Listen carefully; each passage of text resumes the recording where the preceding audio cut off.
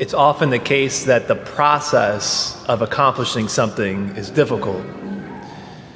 We have this idea of desired result of who we want to become or the things we want to accomplish, whether that be in our personal life, our career, and from where we're at to where we want to go and who we want to become or what we want to accomplish. The distance between the two is a process, and oftentimes difficult. Parents have an idea or a goal of having polite, well-mannered children, and then they're staring at maybe some uncivilized tornadoes at the time. And parents know that this is a process to get there, of constant reminders, discipline, corrections. And the athlete knows that you don't just become a great athlete. It's not as if it happens with a snap of the finger and all of a sudden I'm a great baseball player. No, it's a process. It's hours in the cage. It's filming your swing and watching the tape. It's taking hours of ground balls. It's doing these seemingly silly things of footwork drills or mundane hand-eye coordination drills. It's a process. And undoubtedly, without exception, there always comes a time in the process where doubt creeps in. Do I have it in me? Is it worth it? Can I keep going? And in these times especially, it's important to lean in and embrace the process. We've been talking now over the course of the number of weeks here since Lent began is the aim, the goal for us is to go deeper. It's union with Christ. It's the end goal of the Christian life is to be one with God. And as we know, that's a high aim, and it doesn't just happen with a snap of the finger, but rather it's a process over one's entire life is to go deeper and to become one with God. And that process needs to be continually embraced because there's a strong pull to disengage from that process. We talked about the importance of silence. If we have not yet experienced a pull away from silence, a pull away from prayer since maybe we began this first thought of, hey, I'm going to go deeper, I'm going to take this time for prayer or silence. If we haven't experienced a pull away from silence yet, then you're unique because the pull is strong away from silence. And it's always the case when we talk about going deeper, the process of going deeper, it's always tightly connected with one's state in life, our vocation.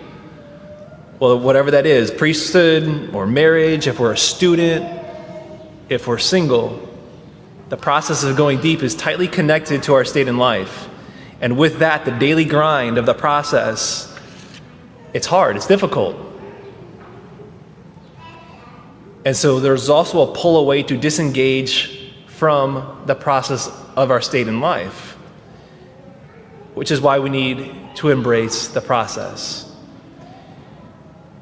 From our readings this weekend, we learned two things that will help us to stay engaged and embrace the process moving forward, to go deeper. That is, we learn that the process always contains a Gethsemane moment. Always. And the process must include death. First, the process always contains a Gethsemane moment.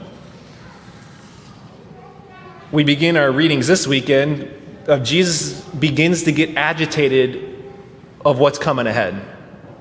Jesus begins to be agitated and troubled of his upcoming death.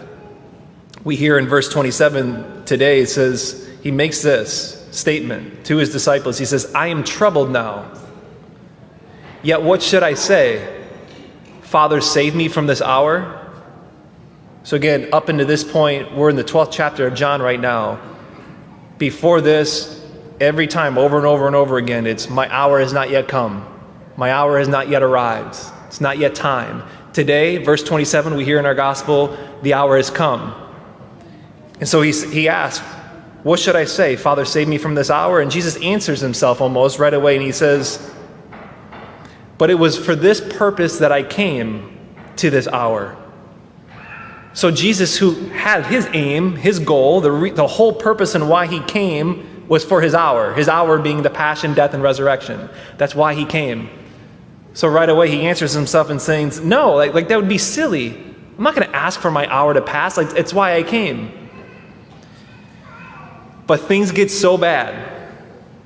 Things get so brutal for him that just hours after Jesus says, I'm not going to ask this hour to pass.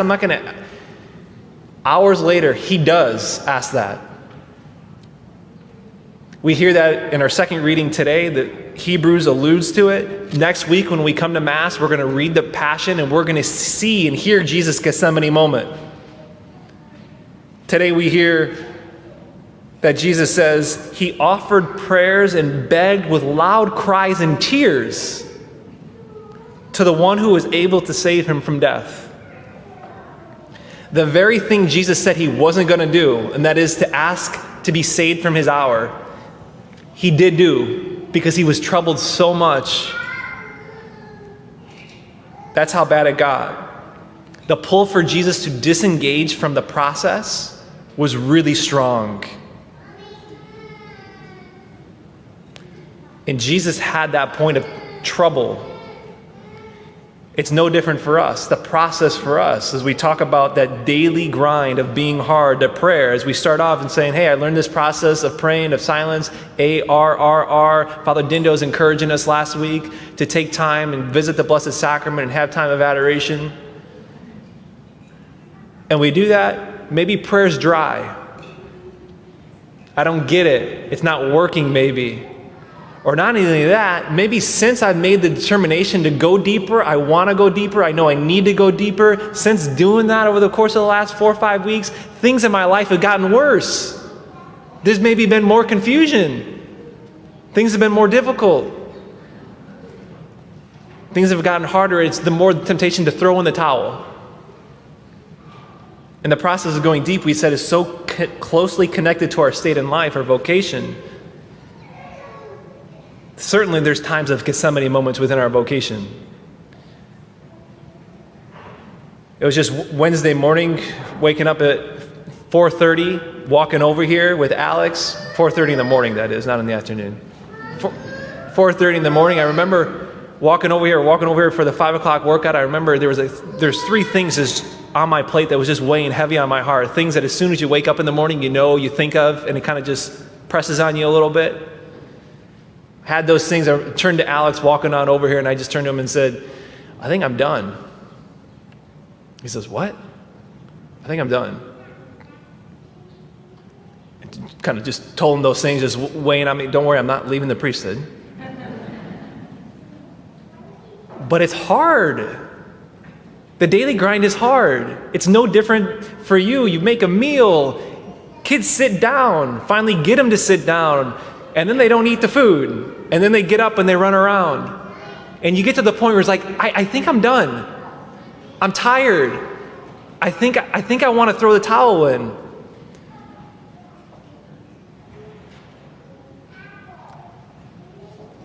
Jesus got to that point. Jesus got to the throwing in the towel point where he says, I'm done. Even though he said he wasn't going to get to that point, he got to that point. But he didn't. He embraced the process. He embraced the process, and embracing the process, he reached his aim. He reached the goal, the thing of why he came, going to the cross. Jesus met his Gethsemane moment with faithfulness. Jesus met his Gethsemane moment with love. The question for you and me is this: how do we meet our Gethsemane moments? How do we react in the face of our Gethsemane moments when they come? And they do come. I was talking with a mom a couple days ago about this, and she says, Father Mark, I feel like she's a mom of a couple small kids, and she says, Father Mark, I feel like I've been in a Gethsemane moment the last year and a half. I was talking to another young man who's engaged to get married. He's working 2 jobs. Within the span of 2 weeks, he got let go of both those jobs. And he said, Father Mark, I'm just trying to keep hope right now. I know what you're talking about with Gethsemane moments. I'm trying to keep hope. What do we do? How do we respond to Gethsemane moments? And here's the thing. Here's what we can do. Here's an option. We can throw the towel in. We can say we're done. We can roll over and leave and exit. That's a possibility. But what good does that do? Does that make anything better? People do leave marriages, leave the priesthood. It's an option. And it's exactly what the world encourages us to do. When things get hard, choose easy, choose pleasure, go a different way, change direction.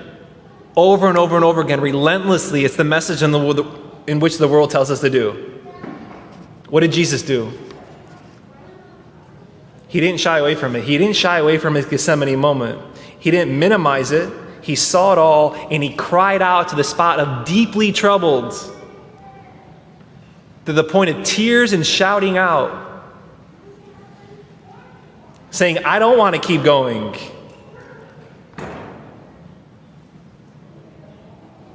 And he accepted it all. And if Jesus acknowledged he was troubled, not just any troubled, but a Gethsemane moment type of trouble, then he stayed in it. He stayed in the hard. We should expect no difference. And we should make the same move of staying and embracing the process the way he did. Secondly, the process must include death. The process must include death. Jesus says here in verse 24, he says, unless a grain of wheat falls to the ground and dies, it remains just a grain of wheat.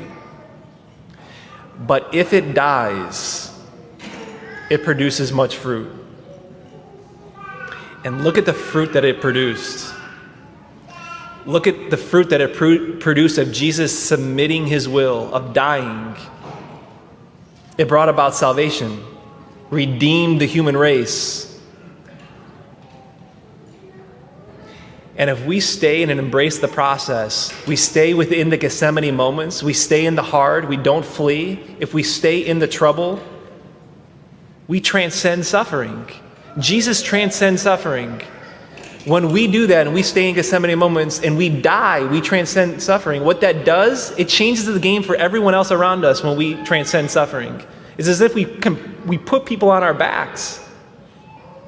People who are starving, the world's starving to see this, of people that don't exit the process, that disengage, of witnesses and models that stay engaged and embrace the process of going deep within the prayer and not leaving the vocation. Gethsemane moments and death are two things the world says to run away from. Whoever loses his life, or whoever loves his life loses it. And whoever hates his life in this world will preserve it for eternal life. The world says, love your life. Pick easy, pick pleasure. When things get tough, run, change directions. Maybe just a quick word for the youth here this morning. Do not fall victim to the lie of this world. Give your life away. Surrender your life to him. And see that the fruit that it will produce. Don't squander your youth in listening to the world and saying, it's me, it's about me, seeking pleasure, but rather give your life away. The process of going deeper contains Gethsemane moments. It always does. It must include death. Let us not run from our Gethsemane moments. Let us not flee from death, but to stay engaged, to stay with Jesus and embrace the process.